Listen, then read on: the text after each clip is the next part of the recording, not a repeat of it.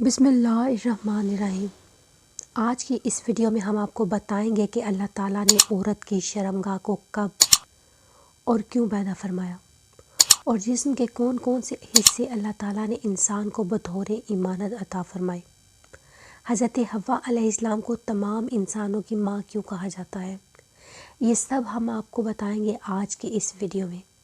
حضرت حوا دنیا کی وہ پہلی عورت ہے جس کو اللہ تعالیٰ نے جنت میں تحلیل فرمایا، اور حضرت آدم کی طرح یہ بھی بشر مخلوق ہے۔ حضرت حوا علیہ السلام سے نسل چلی، اس لیے ان کو تمام انسانوں کی ماں کہا جاتا ہے۔ اللہ تعالیٰ نے قرآن پاک میں فرمایا کہ وہی ہے جس نے تمہیں ایک جان سے پیدا فرمایا اور اس کی بیوی کو بھی اسی سے پیدا فرمایا تاکہ وہ اس سے سکون حاصل کر سکے۔ پیارے دوستو، اس آیت سے پتہ چلتا ہے کہ اللہ تعالیٰ نے عورت جیسی خوبصورت مخلوق کو آدم اور اس کے بیٹوں کی تسکین کے لیے پیدا فرمایا تاکہ وہ اس کے قرب سے سکون حاصل کر سکے۔ روایات میں آتا ہے کہ حضرت آدم علیہ السلام جنت میں اکیلا محسوس کرتے تھے کیونکہ آپ کے جنس میں سے آپ کے علاوہ وہاں کوئی اور مخلوق نہ تھی۔ فرشتے موجود تھے جو کہ ایک نوری مخلوق تھے۔ پھر ایک دن حضرت آدم علیہ السلام سو رہے تھے تو اللہ تعالیٰ نے ان کی پسلی سے حضرت حوا علیہ السلام کو پیدا فرمایا۔ جب حضرت حوا خوبصورت اور بہت ہی حسین و جمیل عورت تھی، جب اللہ نے آپ کو پیدا فرمایا تو حضرت آدم نے آپ سے پوچھا کہ آپ کون ہیں؟ تو حضرت حوا نے کہا کہ مجھے آپ کی تسکین کے لیے اللہ تعالیٰ نے جیسے چاہا پیدا کر دیا۔ پھر آپ کے دل میں ان کے نزدیک ہونے، ان کو چھونے کی خواہش پیدا ہوئی تو اللہ نے آپ کو منع فرمایا۔ ایک حکم ہوا کہ پہلے ان سے نکاح کرو، اس کے بعد ان کو چھو سکتے ہو۔ چنانچہ اللہ کی بارگاہ میں عرض کیا گیا کہ اللہ میں ان کے ساتھ نکاح کیسے کروں؟ تو اللہ نے فرمایا تم ان سے نکاح کرنے کے لیے نبی پاک پر درود بھیجو۔ پیارے دوستو، یہ واحد اور پہلا نکاح ہے جس میں اللہ تعالیٰ اور فرشتوں نے شرکت کی۔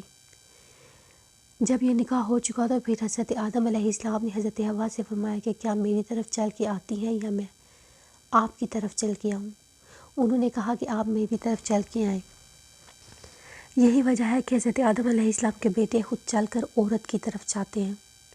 اگر وہ نہ چاہتے تو عورت چل کر حضرت آدم کے بیٹوں کے پاس آتی۔ بعض لوگوں کا یہ کہنا ہے کہ دنیا کے تمام مردوں کے اندر ان کے باپ آدم کی طرف سے عورتوں کے قریب ہونے، ان کو چھونے اور اس کے قرب سے لذت پانے کی خواہش پیدا ہوتی ہے، اور چونکہ یہ کام حرام ہے اسی لیے غیر محرم عورت کو دیکھنا حرام ہے، اور اس کے ساتھ تنہائی کو بھی اللہ تعالیٰ نے حرام قرار دیا ہے کیونکہ یہ چیزیں انسان کی فطرت کے اندر داخل ہیں۔ روایات میں آتا ہے اگر کوئی تمہیں یہ کہے کہ پہاڑ نے اپنی جگہ چھوڑ دی تو تم اس کی بات کو مان لو، لیکن اگر کوئی یہ کہے کہ کسی انسان نے اپنی فطرت کو چھوڑ دیا تو کوئی اس بات پر یقین نہ کرے، کیونکہ کوئی بھی انسان فطرت نہیں چھوڑ سکتا۔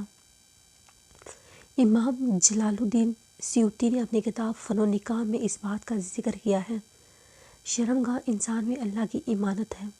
اللہ نے مرد کی شرمگاہ کو پیدا فرمایا اور مرد میں، لیکن عورت کو خاص اس وجہ سے کیا گیا اگر عورت کی شرمگاہ اچھی، نیک اور پارسا ہوگی تو اس کا گھر بھی اچھا قائم رہے گا۔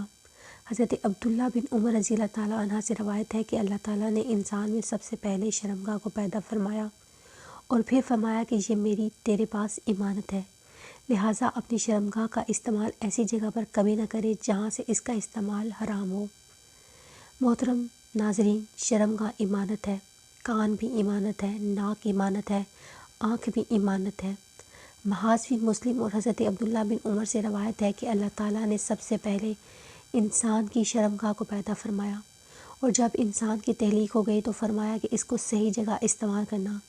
ابن اسحاق سے روایت ہے کہ اللہ تعالیٰ نے جب حضرت آدم علیہ السلام کو پیدا فرمایا اور پھر ان کی زوجہ حضرت حوا علیہ السلام کو پیدا فرمایا تو اللہ تعالیٰ نے ان کی طرف فرشتوں کو بھیجا اور کہا کہ جاؤ اور حضرت آدم علیہ السلام کو ہم بستری کا طریقہ بھی سکھاؤ۔ اور پھر جب تک آدم علیہ السلام نے حضرت حوا کے اس طریقے سے ہم بستری کی تو حضرت آدم سے فرمایا اے میرے شوہر، یہ کام تو بہت اچھا ہے اور میرے ساتھ یہ کام کرو۔ دوستو، بعض علماء کا یہ کہنا ہے کہ یہ حدیث باطل ہے۔